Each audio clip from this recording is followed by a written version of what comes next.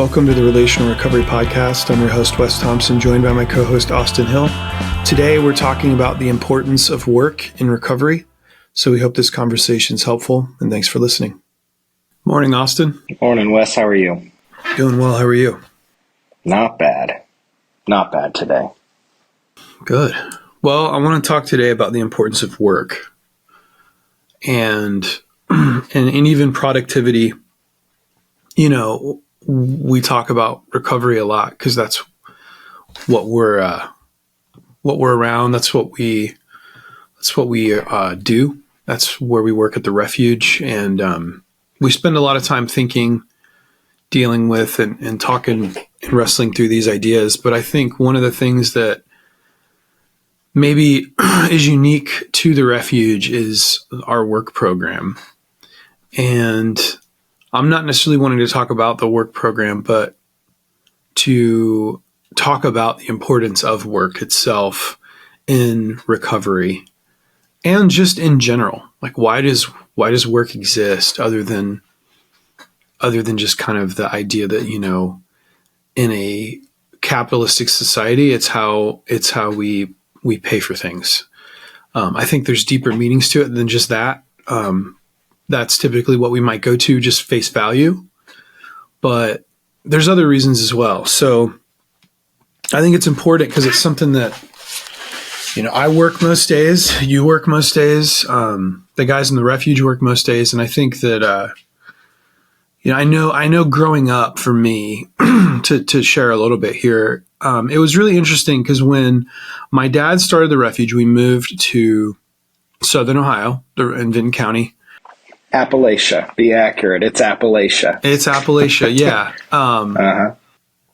And I'd never spent much time down there other than when I would go see my grandparents who lived about an hour from there, but they were in Southern Ohio, in Appalachia. And one of the things that struck me was how many men didn't work. There was a lot, and I wasn't even planning on talking about this morning, but it was the first time I was struck with the idea that some people don't work. My dad worked hard, worked a lot. So did my mom. My mom worked until I was, I don't know, till I had three other brothers. But it struck me as odd. And I think as I grew older, obviously I was encouraged to work hard and encouraged to have a work ethic, but I never really thought much of it until after that. And then as you get older, you wrestle with ideas in college and so on. It's like, what's the purpose of this? What's the purpose of life? And so on. And now fast forward to us being in a recovery ministry and program. It's like, why would work be included? Is it just to help with budget? Is it just a means of money? Like, what is the reason? And obviously you and I believe there's a much deeper reason, but that's why I wanted to jump into today. So sound good? Sounds like a plan to me. Any thoughts before we get started? Yeah, of course I have thoughts, but wanting to make sure that I hear the direction you want to go with the deeper meaning of work. Sure. I mean, for me, it starts in the beginning. I mean, when we think about a Christian framework anyway, but I love the Christian story and worldview. Obviously, I am a Christian, but you go back to the Garden of Eden, even before that, right? In the beginning, God created. There's this idea that there is a creative nature to God, to the genesis of all that exists. There is a creating, which creation in and of itself, when you think about the verb of creating, there is an aspect of work in that. In the beginning, God created, and we know in Genesis chapter 1, I believe it's verse 24, 27. I can't remember off the top of my head, but the Bible talks about how we are made in God's image and in his likeness. So if we as humans are made in God's image and God is a God who creates, then there must be a creative component to us.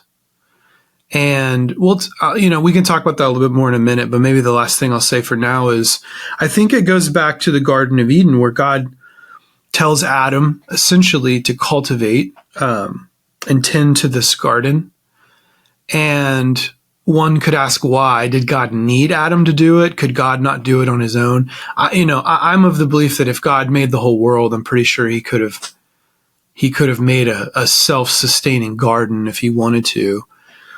Rather, how I interpret that passage is there's an element of God inviting Adam into the way in which he was made to live in the world, which if God's a creating God, Adam's a creating human, and needed something to do, to have, to cultivate, to tend to. There's also an aspect of him stewarding, managing God's creation and an act of worship to God.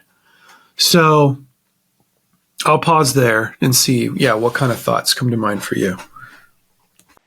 Yeah, I think that with our Christian, like with the worldview that you're talking about within Christianity, it's a unique connection that we have to God that's not typical with comparing it to other religions. And I think it's one of the beautiful things about Christianity, because the creation story is one that you said invitation earlier, where God created us for connection.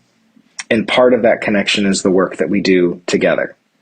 So God took joy out of creating, took joy out of work, out of laboring to make something beautiful. And in a way to connect to us, in one of the ways he connects to us still, is this relationship with work. That it is not, when work is done well and it has purpose, it's something that brings us closer to other people, brings us closer to who God is, brings us closer to an understanding of who we are as people, when we find the work that gives us purpose and joy. It's not something to avoid, which is unique within Christianity, because a lot of other religions, work is something that's beneath the gods. It's something that they don't get their hands dirty. So God modeled this by getting into the dirt and working really well. Mm-hmm. So it's something that he took joy in, and he wants us to be a part of that. So that's the bigger picture that I'm hearing you talk about. Yeah, it is. And I think it's really significant, because that's where everything stems from. I mean, if God made us in his image, and this is how God relates to the world, and this is in essence who God is, then there's a component of it being who we are. And if work is a part of that, if we don't engage in it, then there's a part of us that we're not acknowledging, and that we're not being empowered by or with. And I think that's why work is important. Obviously, work isn't all of life. I mean, there's even the term, right, of workaholism. I mean, any good thing can be overdone, but I think it's worth acknowledging that there is a component of creating and cultivating and stewarding and working that are hardwired into the very fabric of who we are as human beings and why we exist, and basically how we are to interact with the world around us. So I think, to maybe summarize this or kind of bring some clarity, we image God in our work. I think that's what one of the things we're trying to say. Secondly, we do this to make the world a better place. It's not because God needs us, but it's because God's inviting us into his creative activity, because it brings him joy, and he knows it'll bring us joy. So to make the world a better place. Thirdly, to steward, in an effort to steward God's world. And a steward means to manage something that's not yours. So if we're stewarding the world, we're saying we're managing the world in such a way, recognizing it's not ours, it's God's. So it's an act of worship to God. And so work is a component of all those things, that we image God in our work, to make the world a better place, to steward God's world. I mean, is there anything else you want to add or take away to that? I think it's modeling, like God modeled what it looked like to have a healthy relationship with work and how he created us. And then Jesus came and modeled what it meant to, like, the value of work for the first 30 years of his life. He worked when he studied, he worked with his adoptive father as a woodworker, a carpenter, someone who did something with his hands. So there's modeling for us again and again that work is not beneath us. It's not something to avoid, but it's something that connects us deeper to who we are who we are, like who we can be and who we should be. But it also connects us to each other. Because some of the best memories that we have, if you sit back and just like think about, like, when did I have great memories? It was usually doing something shoulder to shoulder with someone. That's when I grew.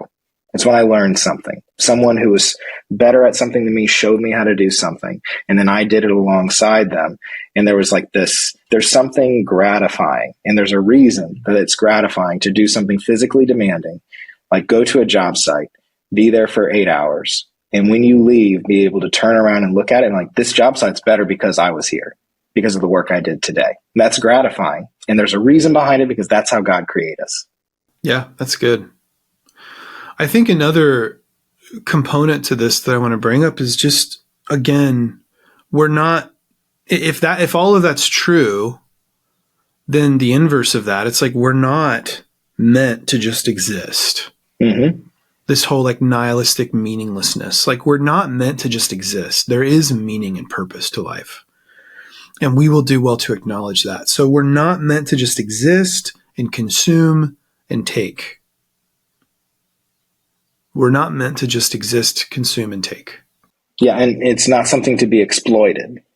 Like, that's the other thing. Like, just because, like, we aren't to exploit it against other people, and we aren't also supposed to, like, use work as a way to give ourselves importance. Or, like, there's a big difference between finding purpose in your work and then finding your identity in a job. And that's something that, like, why Jesus, I think that's why Jesus's work prior to when he started his ministry, because he came here to do his ministry work, right? But the first 30 years of his life was in preparation for it by being a carpenter in a small, tiny town, living with his parents, and then going to synagogue and learning a lot, reading a lot. He knew he could quote scripture back and forth with people. So, like, either of those things, there's dignity in those things. And it's not something to, like, demean people who do those things. So we should, like, there's a huge thing why I think work is so important, why it's so beautiful within the Christian worldview, is that we should show mutual respect and dignity to the person who is cleaning the floors, to the person who's installing the floors, to the person who walks around on the floors. Like, there's dignity in all work. And that's a very Christian value. Yeah, absolutely. And I think, it's all throughout the Bible and all throughout, I think a lot of it's self-evident, but the Apostle Paul's attributed to writing this in 2 Thessalonians, where he says, essentially, if you don't work, you don't eat. So there's a component of, instead of being entitled and think I'm owed something, I'm contributing to the betterment of the world. I'm contributing to there being food, if you will. And as a result, I get to participate in the goods and the spoils. There's a participatory act in relationship. We talk about being healthy relationally. Healthy relationships, there's give and take. I'm constantly serving. It's like, and I'm constantly being served towards. That's how God relates in the Trinity with God, Father, Son, Spirit. This sacrificial love and giving. And I think the same is true for work. Like, we get to receive because we've also given. And that reciprocity, that reciprocal nature, circular nature is another melody line or rhythm that we see in the Bible, and that I believe is a part of a good Christian ethic. But when we relate it to work, it's like, yeah, if you don't work, Paul's like, if you don't work, you don't eat. Yeah. Mm-hmm. And like when he's writing it and who he's writing it to, it's not like when they were talking about work, when Paul was talking about work, like have over 75 or 80% of the people hearing that were farmers. So like they were directly connected physically to the food they ate. And if they didn't work, not only did their family not eat, but their community didn't eat. Because that's the reciprocity in a very personal way, that when Paul is writing this, there was a lot of meaning behind it. So it's hard sometimes in our modern context to see like the work that I do, if I don't do it, what's the point?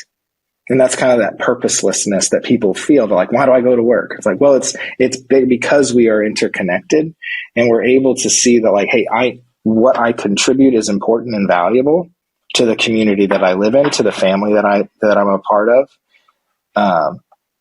But it's not just me. It's also the other members of that community. Their work is valued. Their work is needed because it contributes to the community's health.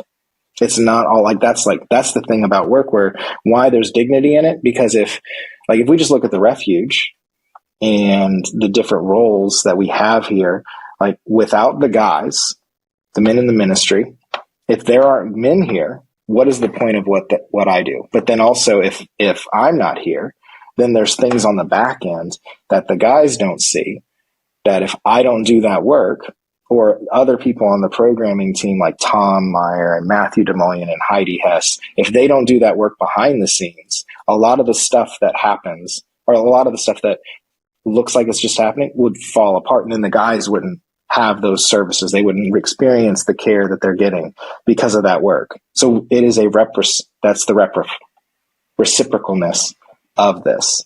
And then we look at other things like Ben Reynolds and the finance part. Like if he doesn't manage that well, it doesn't matter how much work we put into like our programming and how the Bible studies we put in there, what we value. If we don't have the finances in check, we're not going to be able to survive. And then we can't serve them in. So it's all connected. So it's not like, oh, what's the most important thing? It's how we connect to each other in the work we're doing. Because if we don't see the value in each other, it's not going to survive. Yeah, that's good. Yeah, there's very practical implications. I think it's interesting just to go back to that Thessalonians passage for a minute, because right after, because that's verse 10, where he says, like, if anyone's not willing to work, let him not eat. Chapter 3. But verse 11, he says, for we hear that some among you walk in idleness, not busy at work, but busy bodies. So he was talking to a different kind of society, right? A more agrarian society, as you mentioned, people that actually work the land. But there's definitely some people that were what he calls being idle. They were just not participating. They were busy bodies. They, in effect, weren't using their gifts and talents and abilities to better the community and to create something. They were just idle. They were just hanging out. They weren't really doing anything. They were only taking. They were only taking. They weren't giving. They weren't producing. And I think that's obviously, I think, who Paul's talking to, because that's what he says right after the statement he makes. So it's really a call to not be idle, Yeah. And I said the word takers on purpose, because the thing that is so great about this Christian worldview about work is it doesn't say like, oh, let's like ignore or cast out those who are just takers. It's let's bring them in. And because a person who takes doesn't see value in others or value in themselves. And what Christianity does, and its relationship with work, it says, no, you have value. What you give brings value to us, and we need you. So it's not about like identifying the takers and like shaming them. It's about giving them the opportunities to work. Like there's the saying of you have to pull yourself up by your bootstraps and learn how to work. But with the Christian understanding of work, it's let's show them, let's give them the boots, show them how to tie them, and then they can pull themselves up by their bootstraps, and then they can show somebody else. And so there is a inclusion, or like, and just how Jesus and God invited us into work. Once you're a part of this family, this Christian community, it is on you. It is a part of our DNA to invite other people into this work.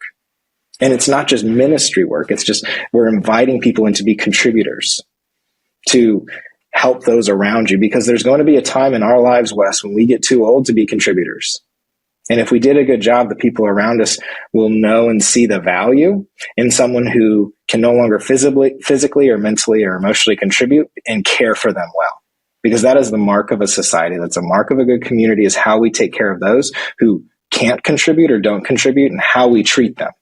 Because how we treat our kids, how we treat the elderly, how we treat people who are poor, how we treat people who aren't employed, says a lot about us and what we think is important. And that's why when God says that, like, all work has dignity, all work is important, that's a part. It's not like a separation or a let's build a fence and keep just the contributors in here, because then, man, I don't want to be a part of that type of community, because when I get old, I'm not going to be able to physically do things when I get old. I hope I'm a part of a community that cares for people well and values how I contributed in the past, and then cares for me in the future. Well, yeah. And I think there's a difference between, right, with people that aren't giving or producing because they can't, and people that aren't giving and producing because they simply just don't want to. Yeah, exactly. And we can't control them, but what we can do is how we address them, and how we, I guess, point out how that behavior isn't good for them. It's like that type of behavior it's not just selfish, like, that hurts us, but it hurts you, the person who feels like they shouldn't contribute. Like, there's lack of purpose. Yeah, absolutely. And there's consequence, because they're going to go hungry. So there's natural consequence. Yeah, I didn't realize how much that I would enjoy this conversation, Wes, when we started it. But there's so many parts to, like, what drive me to do this type of work. And it's funny. I'd actually never connected it, but like this, I'm just letting you into this weird part of my life growing up. My mom, this is the type of household, my mom would wake my brothers and I up quoting scriptures, or like singing songs, literally, like, or hymns. Like, that was the type of house I grew up in. I love my mom. And this was one of the verses she would tell my brothers and I. It's that if you're not willing to work, you're not eating. And that was just a part of our day. So like, but also it was like, I need you to work because you are an integral, needed part of this family. Not just so we can get something from you, but because you contributing is because you're a part of this family. It's a joy to contribute to others, not just to work so I can gain. It's, I work so I can provide and protect those I care about. But it's not just me doing it. It's everybody in this. That's good. Yeah. I mean, so God, in the beginning, God created. God's a creating God. I mean, one of the most famous Christian verses makes me think of what you're saying here. John 3:16, for God so loved the world, he gave. He contributed.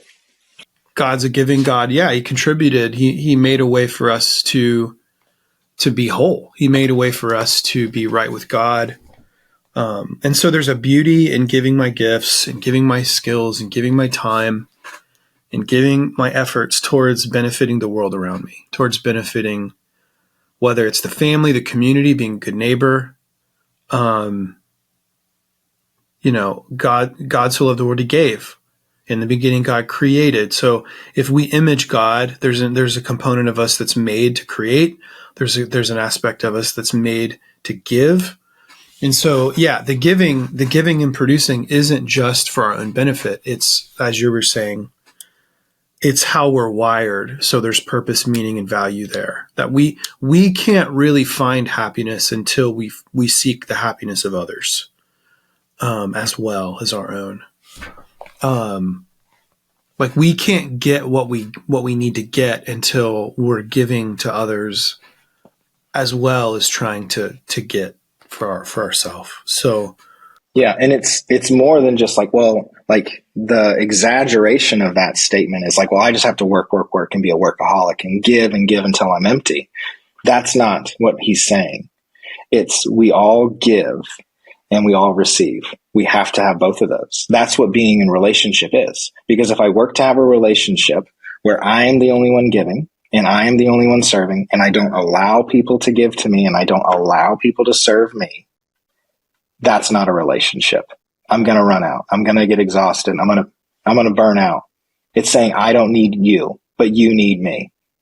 So someone who's like, oh, I just want to serve people. You have to be okay with people serving you also, because you get joy out of serving. And so if you don't allow other people to receive that joy by giving, like you're missing the point. So it is the act of work and service is reciprocal. It's about giving and receiving. And if you don't do that, you're missing a huge part. You're missing this like huge gift of being in relationship and being connected to other people. Show me any relationship where one person is only giving and one person is only receiving. And 10 times out of 10, that's a toxic relationship. Yeah, every time. Yeah. Every time. Healthy relationships are reciprocal, which means healthy relationships, each party is giving and receiving.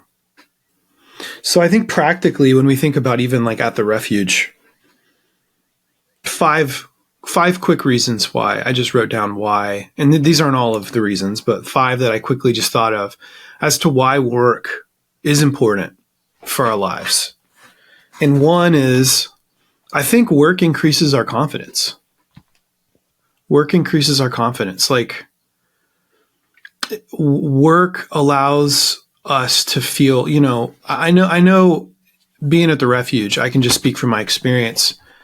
Like I grew up around it. I've been around it for 25 years. A lot of folks came in, maybe they hadn't been working for a while because of their addiction, and began to work. And because of that, self-esteem grew, self-confidence grew. They felt like, man, I can actually do something with my life, where maybe some guys, I know not everyone's the same, and different. Some guys might not struggle with that, but a lot of guys do and have. And even if you're one that has confidence, work, there's an aspect of just dignity and honor and feeling like I can do something productive that really is good for any person emotionally, psychologically, and I think even spiritually, because we're not made to be idle. So work increases confidence.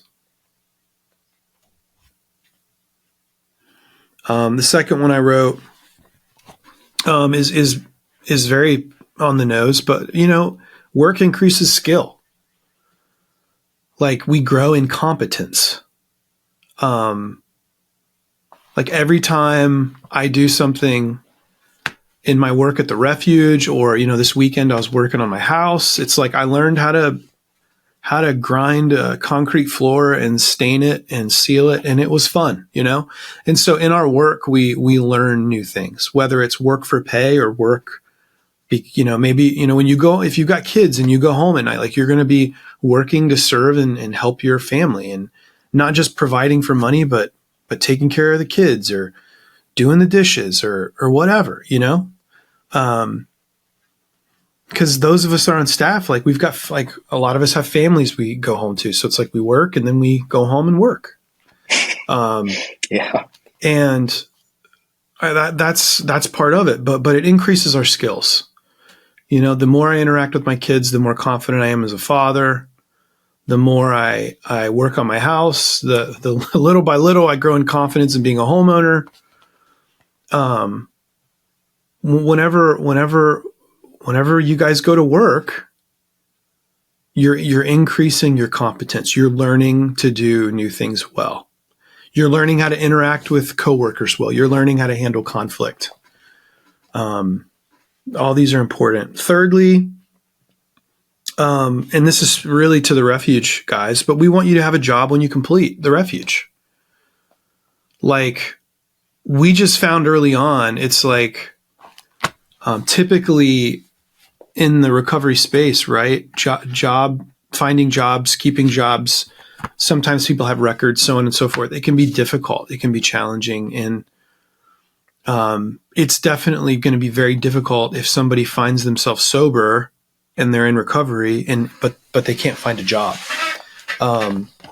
Not only is that triggering, but it's very demoralizing, can lose confidence, and it can be, again, the worst thing for any man, especially, is just idleness, just sitting around. It's definitely not good for those in recovery, but it's not good for anybody. So we want you to have a job when you complete. We think that's part of what it means to be responsible, a responsible man of God. Fourthly, Austin and I have already talked about this a lot, but practically the importance of this is, again, to give and not just take. To give and not just take. We've tried to build a program at the refuge that everything we do, we frame it in what's best for the guy. And we try to do it as excellent with the resources that we have at our disposal. But I think it's really good for you guys, right? We've never taken money for anyone to come in or anything like that. I mean, it costs a lot of money to run the refuge, like it does any organization, but it's good to give and not just take, as we've said numerous times on this podcast. And in your work, you're practicing that reality, which is good. And then lastly, and then feel free to chime in on any of these, Austin. Fifthly, the practical reason why work is important is to be challenged and learn to work through it. You know, it's one thing when the refuge started, we didn't have the work program. And so it was the times that the refuge lasted changed, changed over the years. But what it was is, for a long period of time, guys were in group and sitting around and praying and in Bible study and talking about recovery for weeks and months. For 13 months. For 13 months, they would do that for 13 months. Yeah, which eventually was 13 months. And what we found pretty quickly was that wasn't helpful. Like, it wasn't helpful for guys to just sit around, and because what wasn't helpful was then to go from that to then trying to launch into society. I'll never forget one of my dad, who's the founder of the refuge, one of his really good buddies who owned a business. He sent some guys that from the refuge to work for this guy. And he was like, listen, they know the Bible pretty good, but I just need somebody who can work, like, was his feedback to my dad. And so what we learned early on was that without some of the practical application, we weren't preparing guys to launch into post-refuge very well. Because, again, we've kind of beat a dead horse here, but if we don't learn how to engage in work well, we're not going to be in recovery well, and we're not going to be good neighbors and friends and Christians well either. So part of being a responsible man of God is doing this well. So by sending you to work, you're not only increasing confidence, increasing skill, possibly we've never had a guy who really wanted a job who worked with us that didn't have a job when they completed. So having a job, giving and not just taking, but while you're here and while you're in community with guys right around you, to be able to be challenged and learn how to work through it, so that when you do launch and when you're not in the refuge, you've got a lot of reps dealing with hard things and being able to deal with it well, I think is a really, really good preparation. So I don't know, Austin, if there's any last thoughts on this. We've talked a lot about the importance of work in recovery and just in general from a Christian worldview.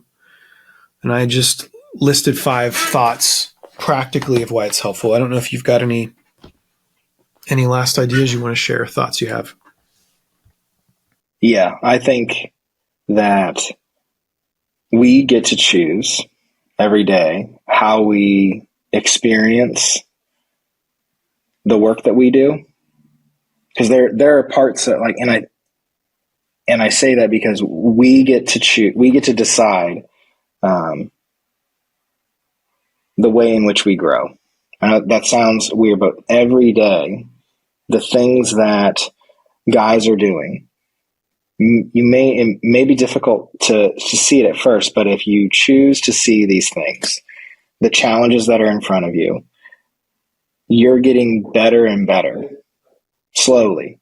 You're progressing in how you can maintain a healthy life. Because if the refuge was just Bible and all we did was work on the Bible, that'd be good, but that's not preparing you to be a good neighbor. It's not preparing you to be a good husband, to be a good father, to be a good brother. If all you're doing is reading the Bible, you have to take what's in the Bible and apply it. Right thinking, right action. And in the world we live in, always and forever, since Adam, work was a part of it. And how we operate and walk through the world requires us to work. And we want each other, we want the men in the refuge to be excellent at work. Not controlled by it, or it's not your identity, but it's something you're really good at because of our Christian values. So someone who doesn't like work, or whose goal in life is I just don't want to work anymore, like, you're missing the point. You're missing out on joy. You're missing out on a gift from God. It's identifying the work that gives you purpose, that makes the world around you a better place, that helps you provide and protect for those that you care about. And these are all things that we do at the refuge. We're giving you the reps to be really good at it. And that's something that's worth passing down. That's worth something passing down to your family, to those you care about. Thanks for listening to this episode of the Relational Recovery Podcast. We'll be back soon with a new conversation. We'll see you then.